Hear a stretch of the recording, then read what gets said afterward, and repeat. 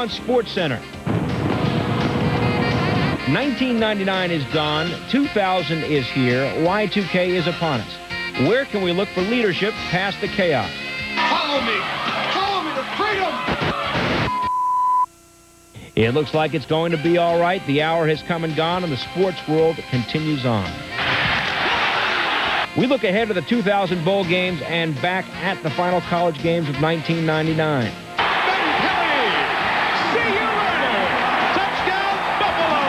Will Brett Hull be the first to achieve a milestone in the 21st century?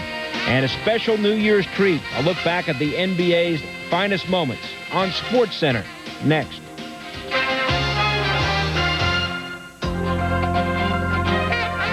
Hi, everybody. The first SportsCenter of the new century. This is big. Bill Pito along with Carl Ravitch. Happy New Year. It is huge. So far, so good, too. Y2K, because we got lights, Billy, we got cameras. Good news is we got teleprompter working, and as we head into the sports year 2000, we got action for you. College Bowl, Sun Bowl. Oregon is the underdog to Minnesota. Opening of the second half, tied at 7. Minnesota's got the ball. Billy Cockrum, Harlan Bruce down the middle, dragging some people into the orange end zone. 2 catches, 44 yards, 13-7 Minnesota. But Danny Nystrom hooks it left. Gophers up 6. Critical. Less than 2 minutes in the fourth. Oregon down 3. Joey Harrington, 20 of 43 for 232. Keenan Howry, the sliding catch. 3 catches, 54 yards. The point after puts the Ducks up 4. Minnesota needs a TD because of that missed extra point. Cockrum, Luke Leverson, 17 yards, good. Gophers into Oregon territory. Next play from the Oregon 40. Cockrum. Oh, they're bringing the house. Fumble. Dietrich Moore forces it. Saul Patu recovers for Oregon. And the coach, Mike Pilati, gets the Gatorade bath. Oregon a winner 24-20. Best bowl game to date. Joey Harrington says winning late, becoming old hat proof. Oregon 4-1 in games decided on the final possession. 20-7 in games decided by a TD or less in the 5 years Pilati's been coached. First win in 4 bowl games for the Pac-10. Next stop, Memphis, Tennessee, Liberty Bowl, Colorado State, Southern Miss. Dion Hornerick back to punt. John Floyd coming hard, stuffed. Brandon Francis, touchdown. The point after attempt was blocked as well. Southern Miss up 13-3. Second quarter, Colorado State down 13-10. Matt Newton got a boatload of trouble against him, scrambling. Corey Wolstenholme, 38 yards later, touchdown on a great pass. Rams are up 17-13. 14 straight points, under 30 seconds in the first half. 4th and inches. Derek Nix going left. Yay. Touchdown. Golden Eagles up 3. Fourth quarter, time for the hitting to pick up. Bada bing, John Howell drills Nix on 3rd down. Both defenses rock solid in the second half. Later in the 4th, USM up 23-17 on a 4th down play. Under pressure, it is Adalius Thomas who tips it incomplete. Thomas also had 3 sacks. 4th and 3 at the 24. Under $1:20 to go. Newton trying again. Denied. Leo Barnes breaks it up. Southern Miss hangs on to win. 23-17, give them the Liberty Bell. Golden Eagles D, 3 turnovers forced, convert them into 10 points. I'm officially declaring this the best defense ever in Southern Miss history, said Jeff Bauer. By the way, at the end of the game, the press box, computer certified Y2K compliant, broke down. The final stats were compiled the old-fashioned way by hand. As Penn State linebacker LeVar Arrington thought about it, he wrestled with it, he agonized over it. As late as Thursday afternoon, Arrington still didn't know if he should turn pro. But after going to the mall with his mother, Arrington made up his mind to forego college Saturdays for pro Sundays. Some scouts have called Arrington the second coming of Lawrence Taylor. He says he's passing up his senior season to go to the NFL only because he's been told he will definitely go in the top 5 of the draft. I'm going to forego my senior year, and I'm going to go and enter into the draft next year. I just think there's nothing left for me to prove at the college level. I think I've done all I can do. Draft expert Mel Kiper phoned in his top 5 players eligible for the NFL draft, and Arrington is second behind FSU's Peter Warrick and ahead of Penn State teammate Courtney Brown. Arrington is one of just 3 Penn State linebackers who ever earned 2-time All-America status. College football's early years from 1869 to 1935. No team won more national championships than Yale, and the first of this century in 1900. Now that we've come to the end of the 1900s, Virginia Tech sits on history. It can become the first school from that state to win a college football championship. They're going to have to do it without wide receiver and punt returner Ricky Hall. Broken bone in his left foot, suffered in practice Friday. He likely won't play in the Sugar Bowl. Now, New Orleans isn't Bethlehem, Greece, the Vatican City, or Times Square, but it is the center of the universe for college football, and Chris Fowler is in the middle of it. Happy 2000 from the city that needs no excuse to throw a big party, but when they have a good one like this, they take advantage. We're coming to you from the edge of the French Quarter across the street from Jackson Square. Chris Fowler joined by Lee Corso, Kirk Street. Happy New Century to you guys. Besides all the celebration, though, New Year's Eve in New Orleans is always kind of a whiff of danger in the air, frankly, and both coaches aware of that, and both teams, Florida State and Virginia Tech, in their hotels safely away from this mayhem. Bobby Bowden says he wants his guys watching it on TV, and to prove his point, you have to have a pass like this one to get on one of the floors where the Florida State players are staying. By the way, the elevators turned off at 11:30 in their hotel. Each guest got a flashlight and a bottle of water, so the Seminoles are ready for anything. At Media Day, the story was Corey Moore of the Hokies kind of popping off. We admire his intensity, but he showed some bad judgment, used some profanity. He later calmed down. Meanwhile, Steve Cyphers caught up with the other pass-rushing bookend guy for the Hokies, the guy who's not known for running his mouth. His reputation precedes him. John Engelberger rarely, seldom, hardly ever gives interviews. Can't do it, Steve. Come on, no cameras, no cameras. This is like the anti-Engelberger day because he's not a big media guy. So. Engelberger is, just a person that's silent but violent. But guess what? Friday, he said yes. When? Cut it. Have you come across any Seminoles out there in the streets? I haven't seen any. I think they're banned from the casino. That's where I spend most of my time at. Well, actually, all of it. How are you doing it? You spend your time there? Are you spending your money there? Yeah, I'm spending my money there. It's just a little hobby for me. Two more hobbies. Make that passions, or laughter in football. From a skinny tight end who walked on in '95, he grew into an All-Big East and second-team All-America at defensive end. I'm not a very good player. I'm just a decent college football player. I just work hard. That's what I bring to the table. I'm just a slow white guy with no athletic ability, but I work hard. I guess that's the best thing I do. Don't believe it. Not with a 4.55 40 and a 440-pound bench press. Draft expert Mel Kiper rates Engelberger, who recently received his degree, as a mid-first-round pick in the upcoming draft. Pro prospect? No way. I might be I don't know.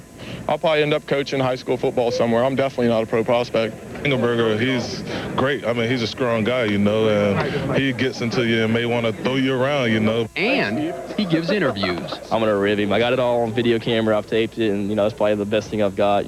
While this media day may have been Engelberger's coming out party, Shelley Smith reports that for Florida State, this is old hat. Media Day at the National Championship game is something the Florida State seniors know well. Unfortunately for them, so is losing, having already played and lost 2 chances for the title. It's kind of hard, when you go back home, everybody's saying, y'all always go to the big game, but y'all never win on. I have a little brother that's telling me that, 10 years old. He's told me that before. We always go home like, kind of those past experiences, so. It gnaws at me, getting there and keep on losing the thing, gets tiresome after a while, you get paired to Buffalo Bills and let them raise so much about, choking in the pressure, and you start believing yourself because you can't win a big game. Corey Simon, pulled all this together and just kind of expressed itself of how this is the third time, their last opportunity, and how they want to leave with a victory. Us seniors, we've been through a lot. Since '95, it's all we talked about, winning that championship. We done had 3 chances at it, or 2 chances at it, and we haven't accomplished that yet. So, the seniors talk about it every day. Our main focus is right here. It's not about what we did last year or year before that or year before that. It's about going out this year on the 4th and bringing home a national championship. Perhaps nobody wants to win this game more than Mario Edwards, who says one of his biggest motivations is that he can go home and finally tell his little brother that his team won the big one. So be quiet. Chris? You can't let little brother talk smack like that. Speaking of talking smack, Coach, you've been a close observer of Florida State. This is the 4th media day before a national title game. You've seen them. I've seen them 4 times, and I tell you what, they look more businesslike and more focused this time than any other time I've seen them. Against Nebraska, the first time, looked real tight, but looked real solemn. They played well. Against Florida and Tennessee, I don't think they brought their A game because I don't think they were focused. If Virginia Tech beats Florida State, I think they're going to have to bring their A game because I think Florida State is determined after that clunker last year against Tennessee to redeem themselves. Well, and again, you and I talked about this earlier today. I disagree with you. I think Florida State came to play against Tennessee. It was just a matter of their quarterback, inexperienced Marcus Alton, wasn't ready for Tennessee. Here they come this year. They're using that as a rallying point, which is fine. Florida State always comes to play. Their defense will come to play, and their offense now is confident because of their quarterback, Chris Wanke, being in there under center. For Virginia Tech, I think this team is going to come in as well, focused and ready to play. They're tired of dealing with the media, as you heard from Corey Moore. This team just wants to get out and play football. I expect both teams to lay it on the line. I think it's going to be a great game. I hope so. More on this game. Bowden, Beamer, the common opponents on College Game Day, New Year's morning edition at 9:30 Eastern Time. We'll talk about the Rose, Orange, Fiesta, Citrus, Cotton, Outback Gator, and plenty on the Nokia Sugar Bowl. Hope you'll join us. All righty, Chris, thanks. Brett Hull of the Dallas Stars is on the brink, needing just 1 goal to become the 12th player in history to score 600. Son Brett trying to join father Bobby as a first father-son combo in the club. Says, Brett, I know who the people are up there ahead of me. I idolized some of them. I'm going to get there. It's just a matter of when. When could be on New Year's Eve at home against Anaheim. And Brett Hull focused. Well, first period starts up 1-0. Hull intercepts the puck. Is this it? In he comes, looking for 600, stopped by Guy Hebert. Second period, Ducks down 3-2. Short-handed. Paul Correa to Pavel Trinka. Stopped, but Correa there on the rebound. Correa's second goal of the game. Third period now. Madonna protecting it against McGinnis to Muller to Hull. A shot. There it is! 600 for Brett!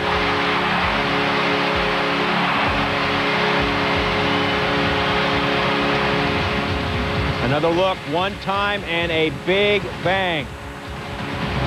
Signs were out in Dallas. Hull shows his appreciation as he tied the game at 4, and he wasn't done there. Later, Mike Madonna to Hull, another one-timer, another bang. And on that goal, the Stars go on to win by the score of 5-4. So career goals number 600 and 601 for Hull. Also had an assist. 3 assists for Mike Madonna. Yuri Lettinen returned after missing 27 games with a fractured ankle. He scored the Stars' first goal. 2 goals and an assist for Correa in the loss. As for Hull, it's been a great decade, and you know, couldn't have capped it off better than to be here in Dallas last year to win the cup and start off the next millennium hot.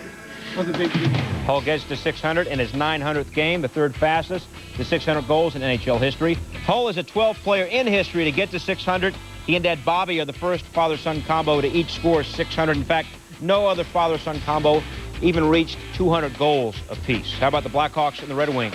Steve Passmore was great in net for Chicago. Third period, Wings down 1. Steve Eisman steals it. Here he comes. Passmore the stop. Brendan Shanahan the rebound. Passmore another sprawling save. Just seconds later, though, it's Yzerman to Shanahan. Slap shot. Passmore stops it with the skates. Red Wings now on the power play under 3 minutes to go. Nicholas Lidstrom's shot stopped by Passmore right there as he went to his left.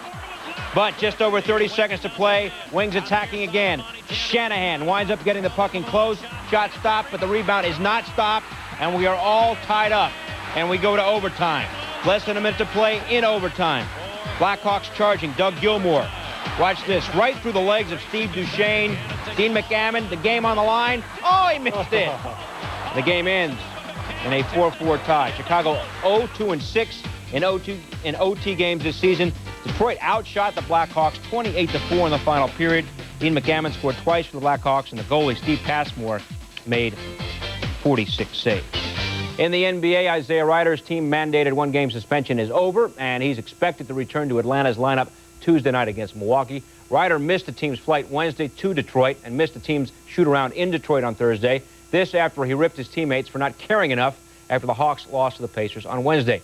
No word on if Ryder's New Year's resolution is to stay out of trouble. And now the impossible to come up with the definitive sports moment of the century. Impossible if for no other reason each of us possess our own mental cameras. It's not all black and white. Heck, prior to 1947 and Jackie Robinson, it wasn't black at all. Frame of reference, you got to wonder, without television, is Michael Jordan the athlete of the century? For our purpose, 6 choices.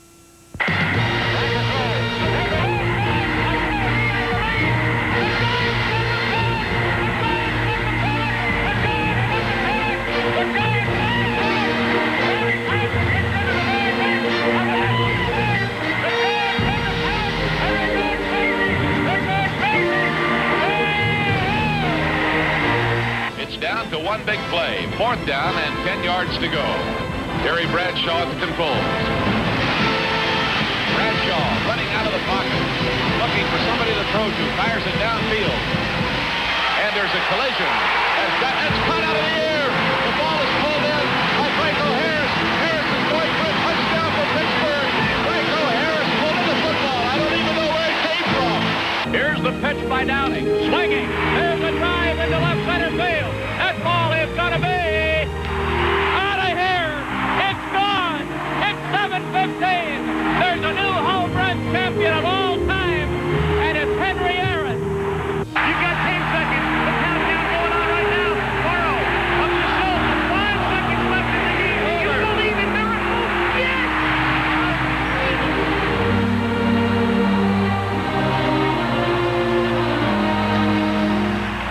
Candy Maldonado with the hesitation, allowing Jose Canseco to score, and he fails to get Dave Parker at second base, so the Oakland A's take. Tell you what, we're having a hurt. 10 seconds. And with it, of course, the championship. Jordan, 20-footer ahead of the key. Good! Chicago by 1. That may have been the last shot Michael Jordan will ever take in the NBA. All right, what was your sports image of the century? It's our ESPN.com question. The results come later in the show. Also ahead, we go bowling. Ole Miss and Oklahoma in a doozy in the Independence Bowl. Seahawks may have to emphasize the pass if Ricky Waters can't run against the Jets, the latest on his ailing knee. And why Washington's Stephen Davis won't be running for touchdowns on Sunday. As we continue after this. And now, The Giver. Hello, I am The Giver. Giving is my je ne sais quoi. And I am here, incognito, to see my colleague enjoy this elegant dining experience I have sent her through send.com. This gift shows how much I value her. And for a special surprise, I myself will bring her and her companion cherries flambé with extra liqueur. Oh dear, that was not part of the plan. Water, please, preferably sparkling. Send a gift of dining at the finest restaurants. Send.com, where great givers go.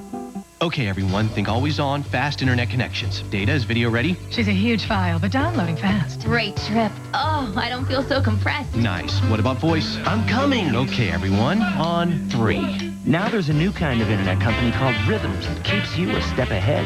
Rhythms DSL over a Cisco-powered network gives you always-on, ultra-fast access, so you won't miss a beat.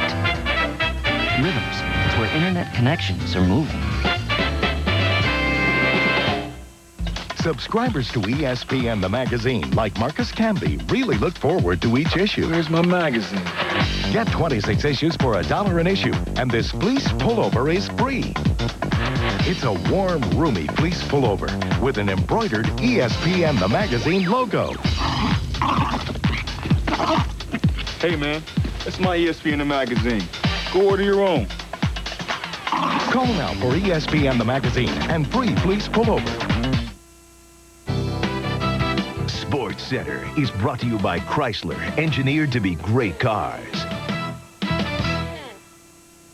They are the Sooners, but they were late modernizing their offense. The school that once ran the wishbone passed the ball 63% of the time during the season and led the Big 12 in passing. Quarterback Josh Heupel set school records for passing attempts, completions, passing yards, and touchdown passes. Oklahoma against Ole Miss in the Independence Bowl, and Ole Miss defensive coordinator Art Kaufman said, "You can't let them big play you to death." To Shreveport, Louisiana, and this was quite a ball game. Deuce McAllister, what do you have? Second quarter, it had all the making. Breaks a tackle, off to the races. 80 yards, the longest in Independence Bowl history. 21-3 in favor of Ole Miss. Third quarter, here comes Oklahoma. They're down 21-10. Josh Heupel scrambles. He's a lefty. 41 yards. Brandon Daniels wide open. They went for 2 and got it. They're down 3 at 21-18. That's it's 24-18 late in the fourth. Heupel rolls right. Throws across his body. Quentin Griffin, yes can. Sooners up by 1, 25-24. But for the win, Les Binkley, 39 yards out. First field goal of the millennium. That's good. And Ole Miss wins it on that play, 27-25. Second straight Independence Bowl win for Ole Miss, which has now won 19 straight games against non-SEC opponents. 8 of the Rebels' 12 games this season were decided by 7 points or less. Heupel threw for 390 yards. That's an Independence Bowl record, but I don't know. Insight.com Bowl, Colorado against Boston College. Matt Hasselbeck trying to throw the screen. Picked off by Deshaun Sykes. The die is right. 29 yards for the touchdown. 21-zip Buffaloes. Hasselbeck taken out. In comes Brian St. Pierre. Rashidi Barnes, though, picks that one off. St. Pierre would get the hook. Can anybody play quarterback for BC? Special teams getting into the act now for Colorado. Ben Kelly fields a punt of the 12. And a developing situation as he cuts it down the left sideline and outruns everybody. Colorado racked up 45 points in the half, 62 points for the game, the final 62-28. Cortland Johnson ran for a career-best 201 yards as the Buffaloes picked up 365 yards on the ground since Coach Gary Barnett. I was surprised we ran the ball as well as we did. BC's Cedric Washington went over 1,000 yards in the regular season. He gained only 30 yards on 16 carries. Who knew when Jim Fossil told his Giants team, we got a special guest coming to speak, he was talking about a man who hadn't done such a thing in 3 decades. Wellington Mara, the 83-year-old owner, came, spoke, impressed, and left. As one Giant player put it, he's the boss's boss. First, it goes from God to Mr. Mara to Coach Fossil. He's not one of those guys who throws out little hollow threats. Without knowing the exact message, the message is quite clear. Even if it means nothing, beat the Cowboys on Sunday. Bad news for the Redskins. Stephen Davis couldn't practice Friday. Inactive list for Sunday's finale with the Finns. They hope to have him back to practice midweek to be ready for the Redskins' first playoff game. Ricky Waters of the Seahawks, questionable for Sunday's tilt against the Jets, sprained right MCL. He practiced on a limited basis Thursday. Seahawks won't say if he could go on Friday. Coming up, Chris Berman's 2-minute drill. Is Dan Marino's run as Miami's quarterback coming to an end? And as we celebrate the Immaculate Conception, how about the Immaculate Reception as sports moments of the century? Tomorrow on ESPN at 6:30 Sportscenter, at 7 ESPN Magazine, at 7:30 NFL Tonight, and at 11 the Late Sportscenter. On ESPN2 at 9:30 Harlem Globetrotters basketball, at 11:30 NHL Tonight, at midnight NFL Tonight, and at 12:30 America's Cup Challenge. And on ESPN Classic, Sports Century's The 50 Greatest Athletes Marathon. Do you have all the ESPN networks?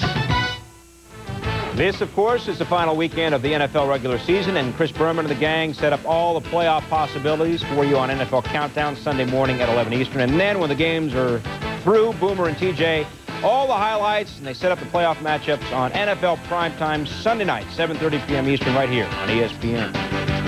Willie, the 7-8 Chargers triumph for their first non-losing season since '96. Won't have Junior Seau for the final game of the season. The stomach muscle, which has been bothering him for several weeks, going to keep him out. Chargers wrap up their season on the road in Denver. Now with a look ahead to the final weekend of the regular season, Chris Berman and his 2-minute drill.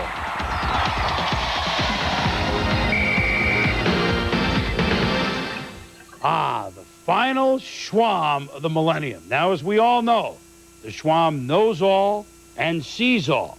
But in this NFL season, even the Schwam has been a little bit hazy. I mean, here's a season in which 6 times a team which didn't play on a Sunday moved into first place. So it's only fitting that in Week 16, Dallas looked awful losing to the Saints on Friday, but yet they control their own destiny in the playoffs. And Detroit looked awful in losing to Denver on Saturday, yet they clinch a playoff berth on Sunday. Some teams we know are hot. Indianapolis has won 11 in a row. Jacksonville had won 10 in a row before they lost to Tennessee. St. Louis has won 7 straight at their 13-2 mark. But some teams that are in it really seem to be out of it down the stretch. Miami was 7-1, but they're below 500 since that time. Seattle finally broke a 4-game losing streak. They're at 9-6 and can win the division, but they're sputtering down the stretch. And we mentioned Detroit, who was 8-7 and in the playoffs, but 2-5 down the stretch. Yet conversely, some teams that are out of it, like Baltimore, have won 6 of their last 8. Carolina's mathematically alive. They've won 4 of their last 6. The Jets are below 500, but they've been hot down the stretch. And even Cincinnati at 4-11 is won 3 of their last 4. One of the biggest games on January 2nd, Seattle at the Jets. If the Seahawks win it, they win the AFC West. Now, we all remember what happened last year. Vinny Testaverde stopped short of the goal line. But no, they call it a touchdown. Jets beat the Seahawks 32-31, one of the plays that really ushered in replay. So, the Schwam says to make things fair, the first time the Jets have the ball, how about 1st and 11? It would only be right. Now, before the millennium is out, can we all agree on something? If there's ever a team that was owed something, it's got to be the Buffalo Bills. I mean, they finally got a wide right to go their way. When the Patriots had Vinatieri missed a field goal, which would have beaten them in regulation, the Bills ended up beating the Patriots last Sunday in overtime. The veteran Bills like Andre Reed know, you know what? We're due. Me and Bruce and Thurman talked one time. We said, man, we don't get it this year or next year or whenever we go, they just going to have to give us one for merit. Speaking of due, it's been a long run up the mountain. But the Schwam, now that Seattle has come through as a 3-star selection last week over Kansas City, which, by the way, makes the Schwam 3-0 on multi-star picks this year, the Schwam has reached 500, 5-2 last week. And before we sing Old Lang Syne to this millennium, the final push is on for a big-time finish. Happy New Year, everybody.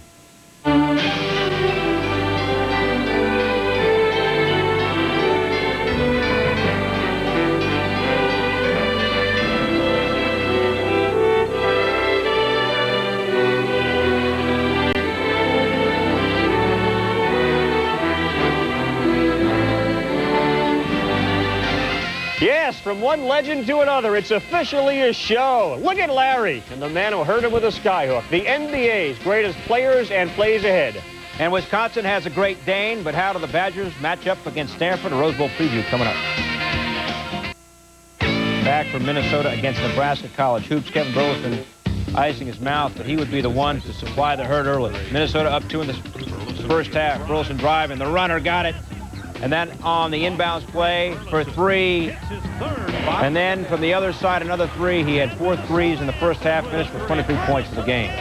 But Danny Walker for Nebraska at 21. 2 there. More Nebraska down low. Kamani Friend, 2 of his 20 on the offensive board as he goes up strong and draws a foul. And then Friend the miss, but Stephon Bradford is there for 2 of his 12. Nebraska goes on a 15-2 run and go on to win 90-78. Lewis Truscott scored a career-high 15 coming off the bench for Nebraska after missing 3 games with a bad knee. Truscott hit 7 of 8 from the floor, said Coach Danny Nee. He kept telling me he was going to play, but I never expected him to shoot like that. From Sam Donaldson of ABC News to Don Jones, who headed up the Y2K troubleshooting team at Microsoft, there was almost an apologetic tone to the tune they were singing as New Year's Eve turned into the New Year 2000. The computer bug didn't need to be stopped. It apparently never gets started. Maybe Stanford's worries about stopping Ron Dane are overblown, too. No. Here's the newly inducted member of the Rose Bowl Hall of Fame, Keith Jackson. Every football coach who has ever lived at one time or another has exhorted his warriors to step up. Well, Dan Fouts, the guy that stepped up for Wisconsin this year was that youngster redshirt quarterback, Brooks Bollinger. Now, he made a difference for those people. The thing that has impressed me most about Brooks Bollinger is the fact that he's intelligent and he's mature. He's studied the Stanford defense. He knows that they're a big play defense, and he knows that they're going to crowd that line of scrimmage and bring lots of blitzes trying to create turnovers. When you bring pressure as a defense, you have the ability to make a big play, but you also have the chance of giving up a big play, and there's some holes when people blitz. So I think that it's going to be important for us to take advantage of, the situations when they do blitz and make that hurt them. Danny, rain most of the day. Rare thing in Southern California. New field, heavy going. Who's favored? Definitely Wisconsin. This field wasn't even covered today by a tarp or anything. It's been raining all day long, and to me that means that big offensive line of the Badgers and Ron Dane running the ball, tremendous advantage for Wisconsin. And again, just a brief update. They're going to try very hard to get Willie Howard in the game as a defensive end, and they're going to try to get Troy Walters into the game. We'll see what happens. Rose Bowl comes up tomorrow on ABC, right after the Citrus Bowl. Fellas, thanks, and they're going to try to stop Ron Dane. 75 yards, and he reaches 7,000 for his career. A couple of bowl games, he's gone over 200 yards rushing. In the 86th Rose Bowl, Stanford, Wisconsin, Saturday, 4:30 Eastern on ABC. How about the Orange Bowl? Well, the SEC Player of the Year, Sean Alexander, will try to run over Michigan. A preview of that bowl game is coming up. And the sports moment of the century. Hank Aaron's home run off Al Downing in '74. Did it leave an indelible impression? To return the cup to its home back in America, we'd have to face the usual obstacles, and a few we didn't plan on. Captain, look! We've angered the gods. Oh, no! Clear to dive!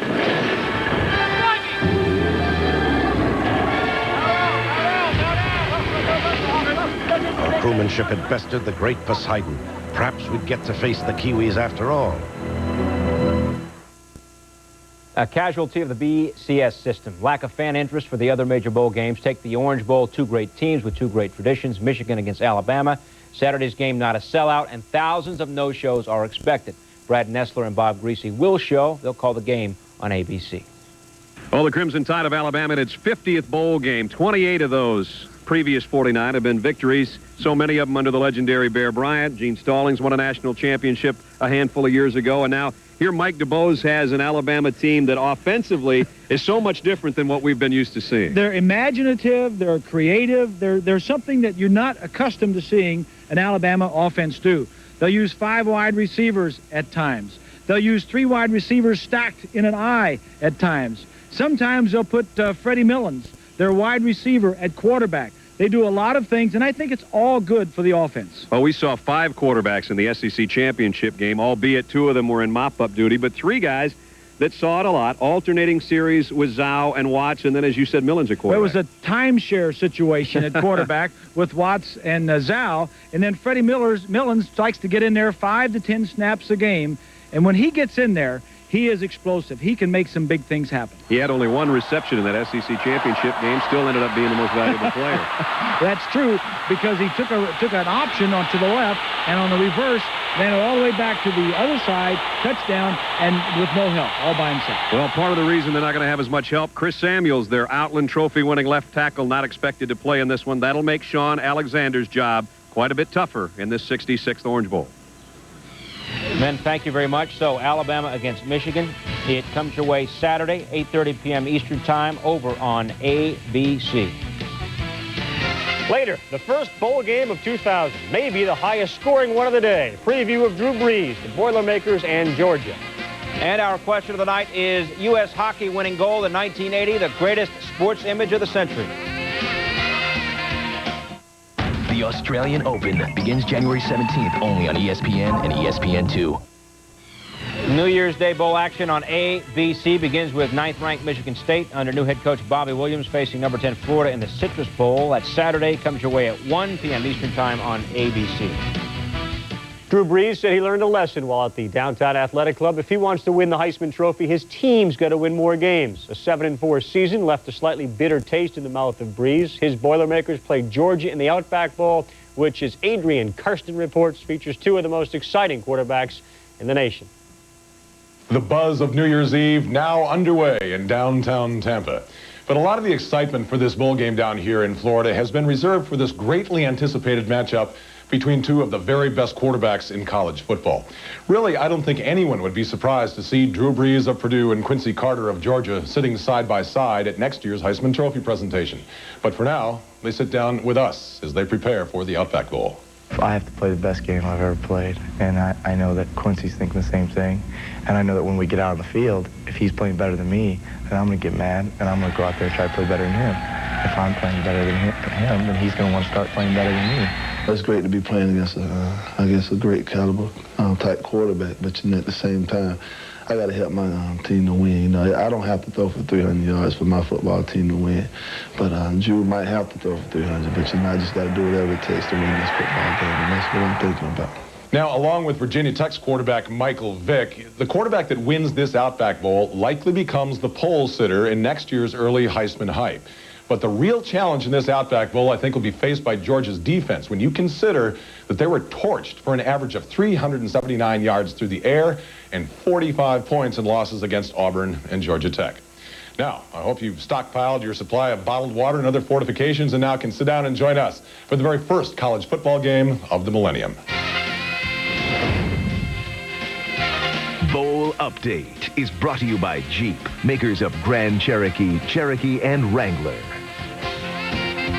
Coming up, our NBA plays of the century. You know, those guys will be there, and Michael figures to have a starring role as well. Scoring is an art form displayed on the ice for all to see. Both Owen Nolan and Tony Amonte can use their sticks to create masterpieces. Sharks Blackhawks, Sunday at 8:30, only on ESPN. This is the game. As one fan of the Providence Steamrollers told his son when asked why the team is so bad, he responded with this: "It is what it is." However, the Steamrollers don't hold the distinction, with an emphasis on stink, of being the least successful NBA franchise to play at least 100 games. It is what it is. That belongs to the Grizz of Vancouver, but they can improve. The Steamrollers, well, it is what it is. Get the picture? As the NBA looks forward to the next century, it's hard to believe the league was at rock bottom in the late 1970s, so bad that the finals were actually showed on a tape-delayed basis.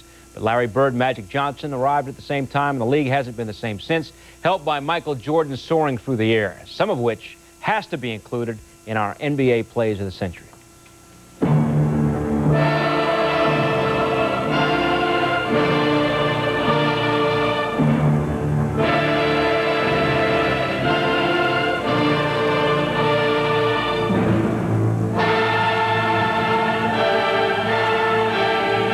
They better come prepared with their hoodies on and their boots laced.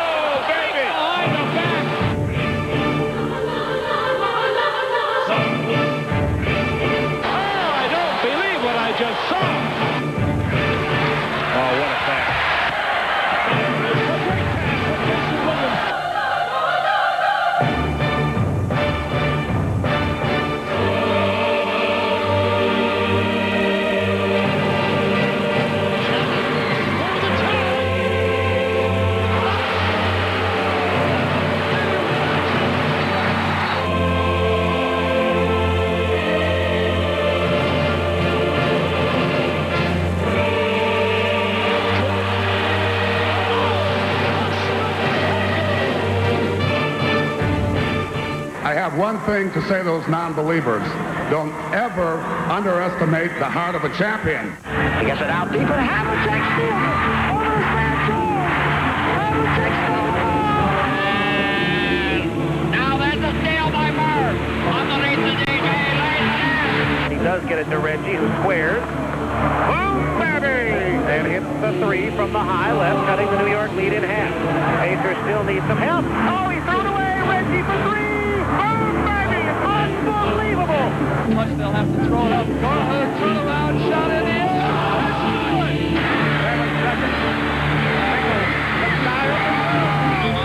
Now Houston. Houston ducks under.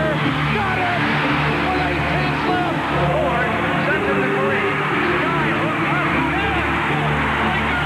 That Magic Johnson is out there celebrating like they just won the NCAA championship. To Sean Elliott. Fires a soft bounce three. Larry Bird. Ewing.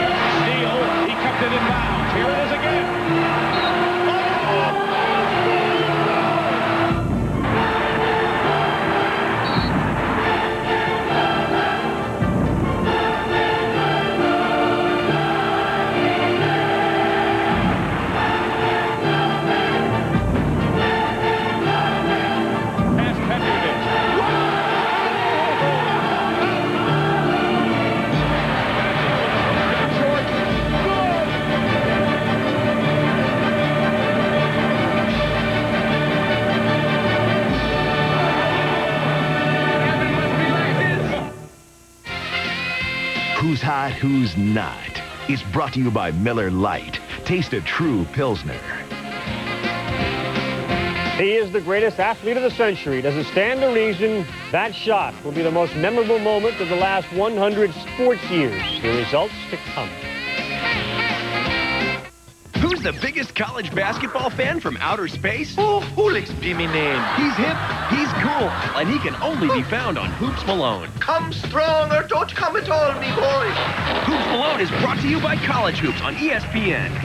It's the most wonderful week of the year. The nation's top quarterbacks, Quincy Carter, Drew Brees, toe-to-toe in the Outback Bowl. Georgia-Purdue at 11, tomorrow on ESPN.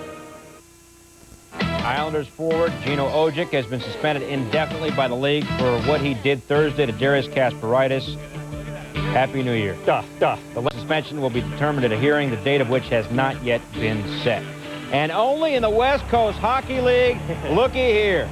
Phoenix and San Diego Thursday night, a do-si-do and away. Everybody went, including one of the coaches.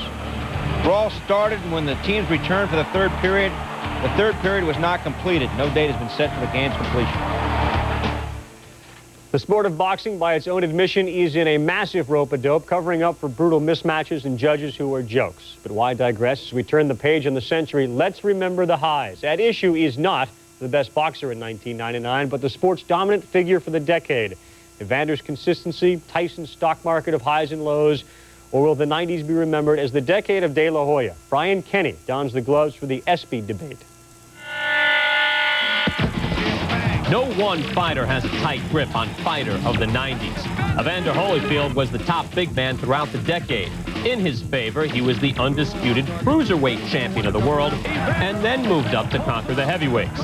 He took out Buster Douglas, rumbled with Riddick Bowe, and humbled Mike Tyson not just once, but twice. However, against his chief rival, Riddick Bowe, Holyfield lost 2 out of 3. Struggled against the likes of Bert Cooper and Vaughn Bean, was dethroned by Michael Moore, and was unable to beat Lennox Lewis in 2 lackluster bouts. For the Golden Boy, a golden decade. Oscar De La Hoya was criticized by rabid fight fans by cherry-picking smaller opponents and avoiding champions in his own weight class. However, Oscar has also beaten 11 world champions. De La Hoya probably had to beat Felix Trinidad to solidify Fighter of the Decade honors. But after schooling Trinidad in the opening rounds, he coasted to the finish and allowed a decision to be taken from him. Pernell Whitaker has staggered toward the 21st century, but in the early 90s, he unified the lightweight title, later won the welterweight title, and the junior middleweight title. That's a span of almost 20 pounds. He should have gotten the decision on Julio Cesar and some thought he did beat Oscar De La Hoya. The knock on Roy Jones Jr. is a lack of competition, but Jones has completely flattened the division between 160 and 175 pounds. He came up as a middleweight and won that title, beating Bernard Hopkins. At super middle, he was almost unhittable against the very dangerous James Toney. He has just 1 loss, and that a disqualification loss to Montel Griffin. 5 months later, Griffin was blitzed and KO'd in round 1.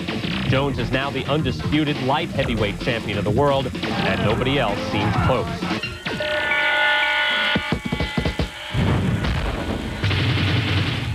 All right, Brian, thank you very much. Probably the best-dressed anchor on New Year's Eve day, Brian Kenny. The ESPY's live from Las Vegas, Valentine's Day on ESPN. Another one of those tuxedos-type nights.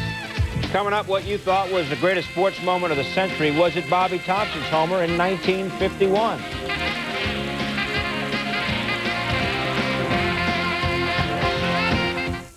ESPN Classic presents a special New Year's Day showing of ESPN Sports Century's 50 Greatest Athletes. If you missed any of the 50 Greatest Athlete profiles, here's your chance to see the countdown presented in its entirety. An all-day, round-the-clock marathon that no sports fan should miss. ESPN Sports Century presented by General Motors. Watch ESPN Sports Century's 50 Greatest Athletes Marathon beginning at 7 a.m. New Year's Day, only on ESPN Classic. The U.S. team is depending a little bit too much now on Jim Craig. He's making too many good saves. Erozione! Mike Erozione! 5 seconds left.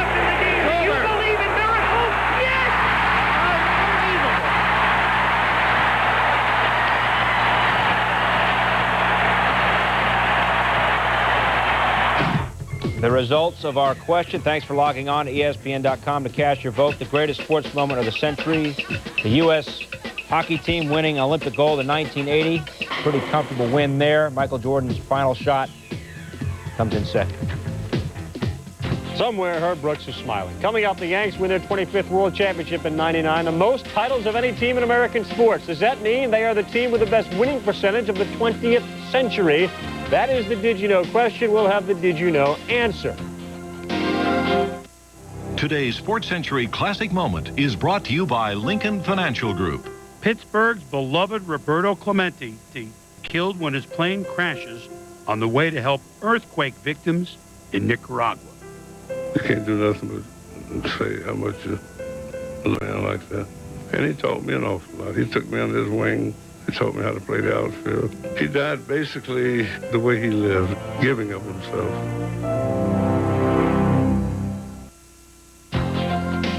Did You Know is brought to you by Miller Genuine Draft. It's cold filtered, never heat pasteurized. Yankees, Canadians, Celtics, Packers, 4 teams won 77 league titles in the 20th century, but it's the Lakers with a winning percentage of .615, the major sports franchise with the best winning percentage in the 20th century. That'll do it for us. Thanks so much for watching. Next Sports Center at 11 p.m. Pacific, taking you up to the Millennium on the West Coast. Thanks for watching. I'm Bill Pito. Happy New Year. I'm Carl Ravitch. Happy New Year as well. Edge NFL matchup is now. Sports Center is a presentation of ESPN, the worldwide leader in sports. For more, log on to ESPN.com, a part of the Go Network, go.com.